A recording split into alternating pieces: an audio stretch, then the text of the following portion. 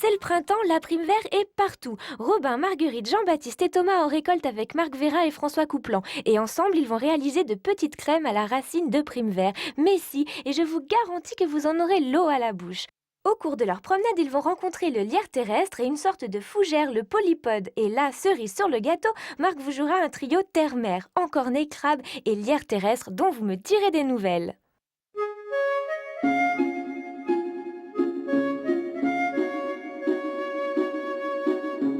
On va monter pour notre herbier les plantes qu'on a ramassées la dernière fois. Vous vous souvenez de ce que c'est? L'ail des ours. Ouais, d'accord. Alors, ce qu'il faut faire, c'est choisir une jolie feuille qui soit bien représentative et puis la poser là-dessus pour commencer. Qui veut sélectionner? Moi. Ouais, vas-y. Celle-là. Oui, elle est pas mal. Bon, tu vois, elle est un petit peu abîmée, mais je prendrais plutôt peut-être celle-ci parce que tu vois, elle a un long pétiole. Pourquoi faire un pétiole? Eh bien, parce que c'est vraiment caractéristique de l'ail des ours, ça. Ah ouais. Vous vous souvenez, hein, ça pousse haut comme ça. Alors, on va juste recouper un petit peu la base. Ça, c'est pour faire plus joli, hein, surtout. On va poser ça. On va choisir une fleur aussi. Celle-là.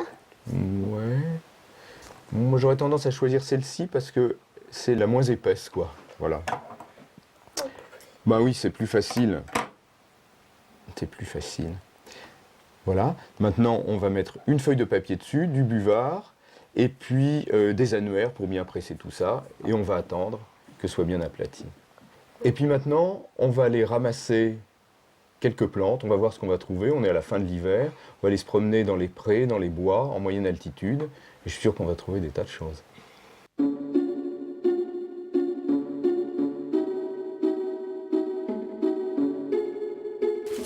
Qu'est-ce qu'on va bien trouver? Et on va trouver une plante merveilleuse.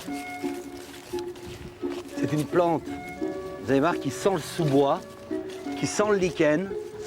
Et on l'a mariée avec de la pistache. Oh là! Je fais un dessert à la pistache. Tiens. Vous allez voir, ça s'appelle le lierre terrestre. Et ça pousse où? C'est une plante Je crois merveilleuse. qu'on en Ça trouve par pousse- ici. Oh, ça pousse en lisière de bois. Regarde, là, on a un exemple ici. Ah oui, Là, là, il y regardez. a quelque chose, là. Là, on est en plein dedans. Vous voyez On va ces voir plantes, ça. là? Regardez ces feuilles. Ça sert à quoi? Tu verras à quoi ça sert. Attends, C'est hyper avant. Sans ça, sans. Tiens, Marc. Tu as, c'est une merveille. Tu as toute la forêt qui est réunie là. Tu sens le lichen, Le sous-bois. le sous-bois, voilà, c'est le terme, c'est le sous-bois. Tu sais, lorsque tu vas, lorsqu'il vient de pleuvoir et que tu vas chercher les champignons, Voilà, c'est et que ça. tu marches sur le L'humus. lichen, L'humus. l'humus, ben, c'est ça. Il y a un petit côté menthe, un petit côté mentelé. Et ça, c'est normal. Ouais, très léger. Mais c'est normal Très parce léger. que c'est une plante qui appartient à la Regarde, famille de la Regarde, menthe. regarde les petites. Le regarde. lierre terrestre, c'est pas du tout du lierre. On dit lierre terrestre, mais c'est faux. Ça n'a pas. Son ça n'a vrai rien à nom, voir. c'est, je vais vous le dire, vous allez n'a- voir, c'est Glecoma ederacea. Et Glecoma, c'est parce que c'était censé soigner des problèmes aux yeux. Et puis, on le reconnaît facilement parce que les feuilles sont opposées, l'une en face de l'autre. Toujours. La tige est carrée. Les fleurs ont deux lèvres. Vous voyez les fleurs? Regardez. On les voit de près. Regardez. On dirait que c'est une sculpture. C'est magnifique, ça. Est-ce que ça a Allez. un nom, les fleurs avec... Qui ont deux lèvres comme ça. Oui. Ça s'appelle des fleurs bilabiées. Ça veut dire fleurs à deux lèvres. Et c'est pour ça que cette famille, on appelle les labiés, qui ont des lèvres. Et avec ça, on reconnaît toujours les labiés quand on a ces caractères. C'est vrai. Et une chose qui est importante, c'est que toutes les labiées sont comestibles, ou du moins qu'il n'y en a aucune qui est toxique. Et souvent les labiers, alors, les dernières feuilles sont pourpres et comme légèrement brûlées, toutes les C'est vrai, dernières. oui. Toujours. On monte là. Tenez, regardez, on va aller vers ces petites taches jaunes là-bas. Vous voyez? Ouais. À votre avis, au tout début du printemps, des petites fleurs jaunes, ça peut être quoi? Prime vert, Eh, voilà. bravo. Et vous, c'est- Primavera, on dit la prime vert. Mais en fait, il y a beaucoup d'espèces de prime vert différentes. Pourquoi on dit là? Eh ben, parce que c'est en général, on groupe toutes les primes verts comme ça, sous le même genre. Hein, en latin, c'est primula. Oui, mais elles sont toutes les espèces sont jaunes. Non, il y a des primes verts en montagne qui sont roses, il y en a qui sont violettes. Mais celles qui poussent par ici, ouais, elles sont jaunes. Alors regardez, ça c'est la prime vert vulgaire, celle-ci. On l'appelle vulgaire, mais c'est une façon de dire, hein, c'est pas vraiment vulgaire. Mais simplement, ce qu'il y a, c'est qu'elle a une tige très courte ici. Tu vois, ça ressemble au coucou, ça. Regarde. Voilà. Regarde, on va en prendre soin. Je vais t'expliquer. Tu vois, là, Délicatement. délicatement, je vais la sortir de Voilà. terre. Tu vois. Et avec mon bras, c'est pas facile, hein. Vous savez qu'il vaut mieux ramasser des plantes que faire du ski, hein. Alors, ce qui est exceptionnel dans la prime vert, sont ses racines. Alors, des racines de prime vert, vous allez voir, elles sont très anisées. Voilà. Tiens, goûte, tu vas voir. Il faut Mange. froisser Croque. un petit peu, froisser puis Tu sentir. froisses, et après tu croques. C'est le C'est-à-dire mystère que de la dans plante. les racines, il y a une essence qui contient des composés aromatiques, puis on retrouve les mêmes, justement certains de ces mêmes composés dans des plantes très différentes, comme l'anis, le fenouil, mais aussi bien la badiane par exemple. Est-ce que Ah, l'anis qui est une c'est dans la plante même tropicale. catégorie que la prime vert? Ah, catégorie, quelle catégorie? Quelle catégorie, oui. Catégorie Attends, odorante et c'est- gustative, ouais. oui. Catégorie botanique, non. L'anis, c'est une carotte. C'est magnifique. Alors là, vous allez voir les enfants, vous savez ce qu'on va faire? Imaginons, si on enlève toutes les racines là, de prime vert, on devient des... On est dangereux. Des Qu'est-ce qu'on va pilleurs faire de la nature. On va être des pilleurs. Qu'est-ce qu'on va faire? Ben, on va empêcher que ça repousse. après. Exactement. Alors vous voyez, on a séparé quelques racines. Eh bien, tout simplement, on remet la plante. C'est respecter la nature, elle va repartir. Elle va repartir. Mais là, elle est plus ancrée dans le sol. Mais bien sûr que si, Si, regarde. Regarde. Mais J'ai tu sais- repris le trou que j'avais fait. Regarde. Et tu vas voir que cette racine est extraordinaire, elle va repousser. Tu sais, Quand on jardine, on va acheter des plantes dans une jardinerie, on va les sortir du pot, on va les remettre ensuite en terre. Donc on fait la même chose là. Mais les fleurs qu'on achète dans un magasin, on peut pas les manger? On peut les manger, mais d'une façon générale, les plantes qui sont cultivées, elles ont toujours moins de goût que les plantes sauvages. Les plantes sauvages, elles poussent vraiment dans l'environnement qui leur convient. Elles ne sont pas arrosées. Il n'y a pas d'engrais. Tu as tout à fait raison, parce que le goût c'est essentiel. Et donc ça veut dire que quand on achète des primes verts et qu'on mange les racines, ça n'a pas du tout le même goût que l'anis. Pas du tout, c'est beaucoup moins aromatique, c'est beaucoup moins fort en arôme, et ça a beaucoup moins de vérité. Mais qu'est-ce qui fait qu'ils ont moins de goût qu'elles ont moins de Eh goût ben, parce que ce qui donne le goût d'une plante sont des essences, des huiles essentielles qu'on peut distiller, qu'on peut extraire. Et puis, quand la plante est domestiquée, on lui met de l'eau dessus, on lui met de l'engrais. Donc on lui facilite la vie en quelque sorte. Mais dans bien des cas, ces huiles essentielles, elles se développent parce que la plante, elle a besoin justement de réagir à son environnement. C'est le cas par exemple, vous savez, du thym, du romarin, de la sauge, de ces plantes aromatiques. Quand elles poussent vraiment au soleil, dans un endroit très sec, Tout à fait. eh ben, elles Et ont puis- beaucoup plus d'essence, puis il y a une une- essence plus fine. Et puis il y a une disposition, elle choisit son terrain, la plante. Absolument. Quand elle est c'est domestiquée, vrai. elle ne choisit pas. On lui ordonne le terrain. Oui. Ça On l'oblige pousse à où, un la terrain. prime vert? Pardon? Les primes verts, ça pousse où? Alors, ce sont des talus, des endroits herbeux, des prés aussi, mais si possible avec de l'ombre, du soleil, avec un petit peu Ouais. d'humidité, de la fraîcheur toujours. C'est très symbolique la prime vert. Chez nous à la ferme, on avait un bassin avec l'eau de source qui arrivait, on avait un grand pierrier au-dessus, et on avait les premières primes verts. Alors elles étaient au soleil levant, elles avaient un peu d'ombre l'après-midi, c'est le printemps qui s'annonce. C'est un peu ça le symbole de la prime vert. C'est une des premières plantes qui arrivent dans l'environnement après Les la primes neige. verts, ça a des feuilles spéciales quand même. Ben voilà, les Ouais. feuilles de prime vert, elles sont Elles très sont des- spéciales, et il y a un terme botanique qui est en même temps un terme culinaire pour désigner ce type de feuilles. On dit que ce sont des feuilles gaufrées. Vous voyez, comme les gaufres, avec les petites indentations, les petites bosses des gaufres. Mais est-ce qu'on peut les manger, les feuilles?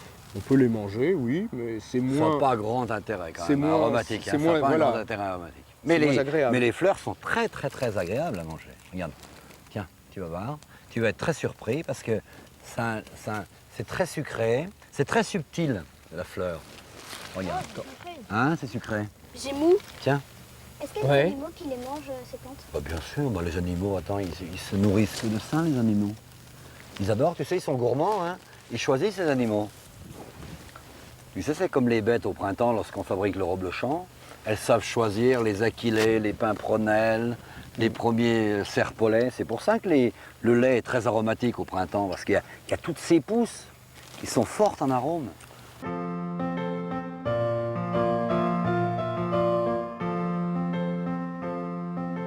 Alors on revient d'une belle balade, on a ramassé Des primes verts. des primes verts. Et bien maintenant, qu'est-ce qu'on va faire? On va faire des crèmes brûlées à la racine de prime vert. Alors, première opération, le lait.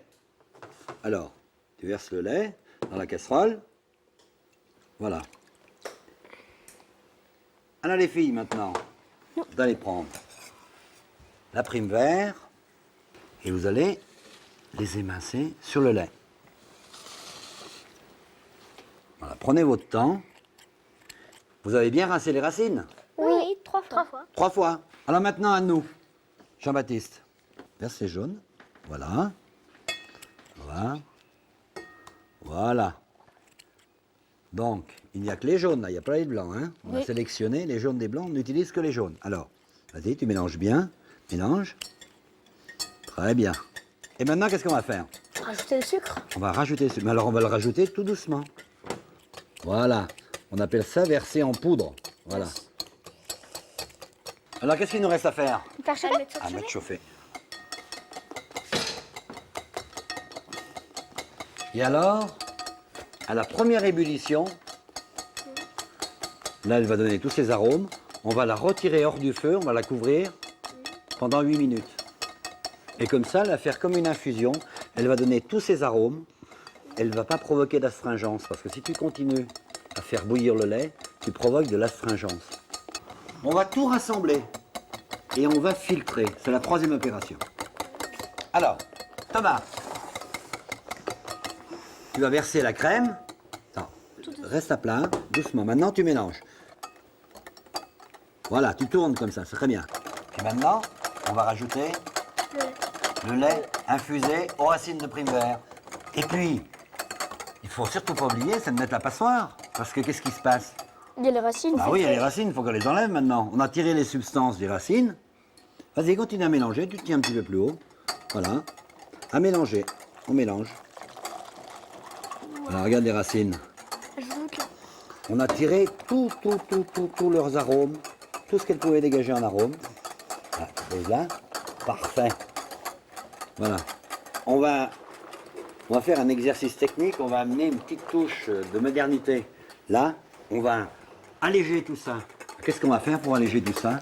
On va prendre le mixeur. Voilà, on donne un Le petit coup de mixeur. mixeur. Et ça marche. Et ça marche. Voilà, on est en train d'alléger l'appareil. Alors, quelques risques. Voilà. C'est parfait. Voilà, allégé. Alors, vous avez vu qu'il faut un récipient suffisamment haut parce que... Ouais. Sinon, ça éclabousse. Bah oui, ça éclabousse. C'est normal avec la vitesse. Alors, il nous reste une quatrième opération. C'est quoi? Bah, c'est remplir les moules. Alors, Hortense, passe-moi les moules. Mais- Voilà, alors les moules, tu vois, c'est quelque chose de très très Mais spécial. pourquoi il y a du journal et de l'eau? Parce que ça s'appelle une cuisson au bain-marie, tu vois. On peut cuire de deux façons au four, avec des moules. À sec, comme ça, sur la grille dans le four, ou dans de l'eau. Oui, d'accord, mais pourquoi le journal? Eh bien, journal, tout simplement, pour éviter l'ébullition. Il ne faut pas que l'eau bout. Parce que si l'eau bout, eh bien, à l'intérieur des crèmes, il va se former des bulles. Et c'est pas très joli à l'esthétique. Donc, il faut impérativement que ça ne boue pas. Alors maintenant, il nous reste à remplir les moules. Alors, Hortense, tu me passes le chinois piston. Thomas, passe-le à Thomas. Voilà. Voilà, regarde. C'est très très pratique ça. Hein. C'est un ustensile très pratique. Voilà, on va le faire en plusieurs fois. Parce qu'il faut être précis. Alors. Voilà, c'est très bien. Voilà, c'est parfait. Et nous, si on préparait les petites fleurs, parce qu'il nous manque les petites fleurs, on va mettre des petites fleurs dessus. Ça va servir à quoi les fleurs? Ben, ça va servir d'une part pour l'esthétique, et puis d'autre part, n'oublie pas que, tu sais qu'on les a goûtées, on les a dégustées, elles ont un goût sucré, donc elles vont encore apporter un élément supplémentaire, là, au niveau des arômes. Voilà, parfait. C'est important qu'ils soient tous à la même hauteur, vous savez pourquoi? Ouais, pour Vous savez que pourquoi? le temps de cuisson il soit pareil. Tout à fait, il faut que le temps de cuisson soit pareil. Parce que si tu as 1 centimètre de moins sur un moule par rapport à l'autre, eh bien celui qui a 1 centimètre de moins, il va être cuit beaucoup plus rapidement que l'autre. Et l'autre ne sera pas tout à fait assez cuit. Et maintenant, on va les mettre au four pendant combien de temps et à quelle température? Pendant 45 minutes à 130 degrés. Et puis après, on les retire, on les laisse à la température ambiante pendant 1/4 d'heure, et puis on les met au réfrigérateur pendant combien de temps? entre 1 heure et 2 heures. Et puis après, il ne reste plus qu'à les déguster.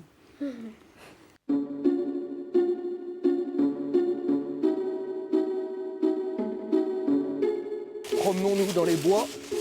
Et qu'est-ce qu'on va trouver dans les bois, à ton avis? Regardez, À votre avis, qu'est-ce qu'on peut trouver? Magique, non? Regarde là-bas, regarde là-bas.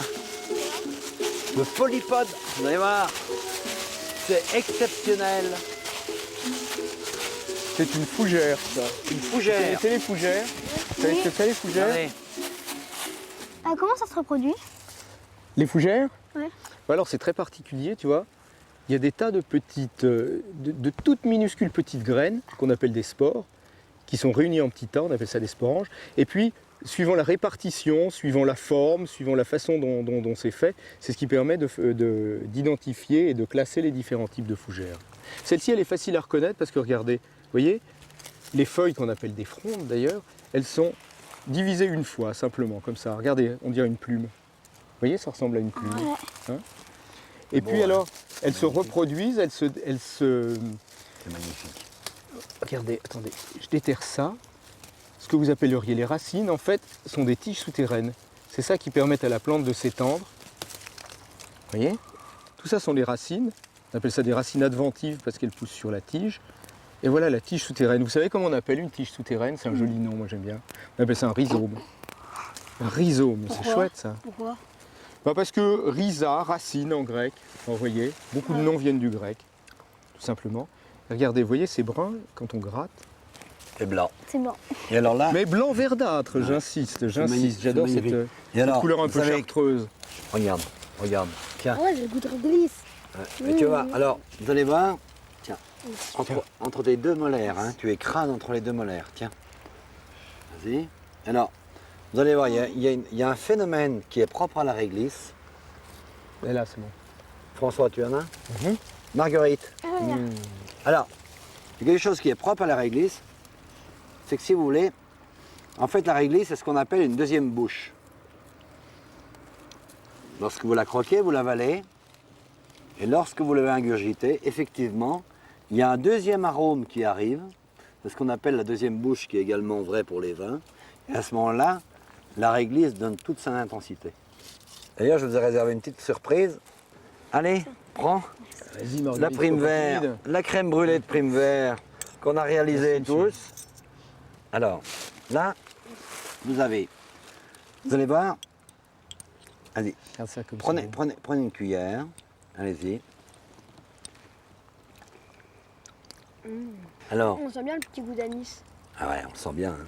C'est vrai qu'on le sent bien. Et là aussi, vous avez remarqué les enfants, on le sent en deuxième bouche, le goût d'anis. Tu vois, quand regarde, tu prends ta cuillère, tu avales, et une fois que tu as dégluti, tu as tes arômes d'anis qui remontent. Tu as remarqué ça? Ouais. Bon, il y a juste un problème, je trouve, moi, quand même. C'est trop petit. C'est trop petit. Elle est vide, la mienne. Hein, on est tous d'accord? C'est trop petit.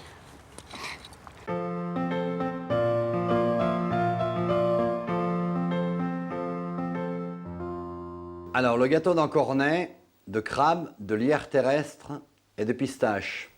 Ce lierre terrestre qui a le bon goût de sous-bois. Alors, c'est un gâteau à étages, 3 étages. Premier étage, l'encornet sauté. Le deuxième étage, le crabe.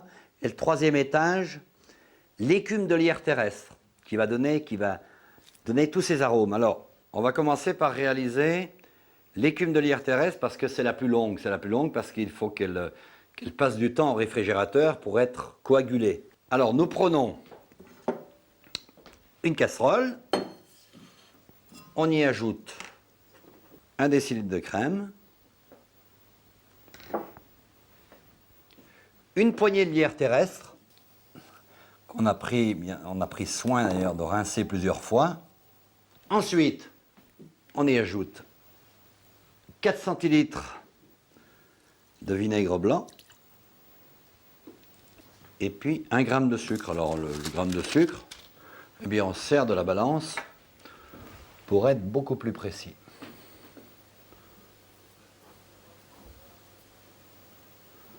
Ce qui correspond d'ailleurs à une pincée à peu près.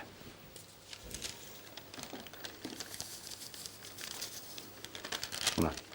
Ça c'est pour enlever l'astringence. On ajoute 5 grammes de bouillon de poule que l'on pèse. Là, je porte ébullition à feu vif. Et avec la spatule, je fais en sorte que le lierre s'imprègne bien de la réduction de vinaigre et de crème. Hors du feu, on va laisser infuser le lierre terrestre avec le liquide pendant 15 minutes. On filtre. On peut se permettre de presser d'ailleurs, puisqu'on tout à l'heure on a ajouté du sucre pour ôter l'astringence. Donc là, on va fouler légèrement avec une cuillère à potage pour extraire tous les sucres du lierre terrestre. Alors, nous allons ajouter dans l'infusion de l'agar-agar. Qu'est-ce que c'est que l'agar-agar? Eh bien, l'agar-agar, c'est quelque chose qui sert à lier les sauces, qui remplace la farine, qui remplace l'amidon, et qui est une algue marine que l'on trouve un peu partout. On va en ajouter 1 gramme. Voilà. On va fouetter le tout. Et alors là, on remonte la température à 80 degrés.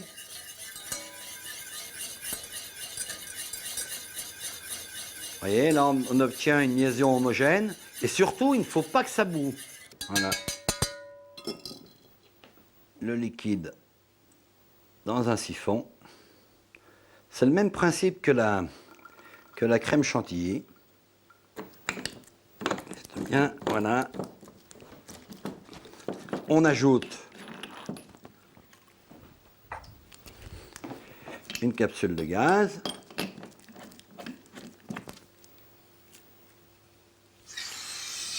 Voilà, c'est prêt à l'emploi. On va le garder au freezer pendant 1/4 d'heure à 20 minutes. Un encornet comme ça, on l'a coupé, on l'a émincé, voilà. Et on va le sauter à la poêle. On y ajoute 2 traits d'huile d'olive.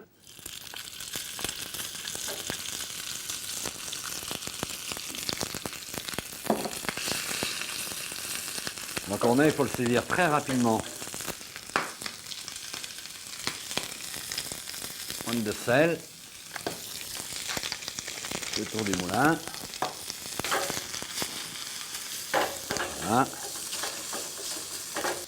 On débarrasse.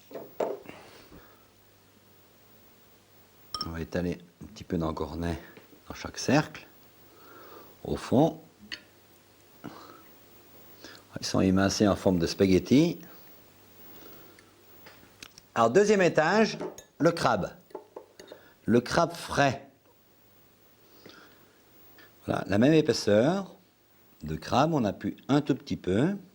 Sur la chair de crabe, on va poser quelques gouttes d'huile d'olive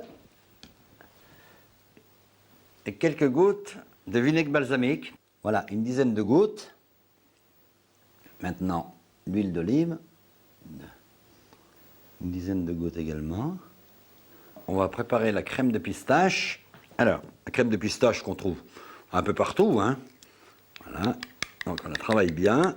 Une fois qu'elle est bien travaillée, on ajoute un petit peu d'acidité, 6 gouttes de citron, 6 à 8 gouttes. Moi j'exagère un petit peu, je mets 8 gouttes. On va la mettre dans une burette, et ça on va le garder au réfrigérateur pendant 10 minutes. On sort du freezer l'écume de lierre terrestre.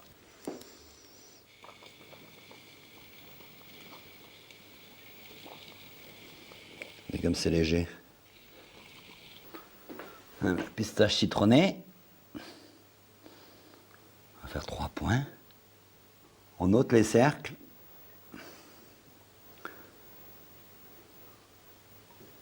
Pour terminer, je dépose un peu de lierre terrestre, puis des fleurs comme ça, qui tombent au gré du vent.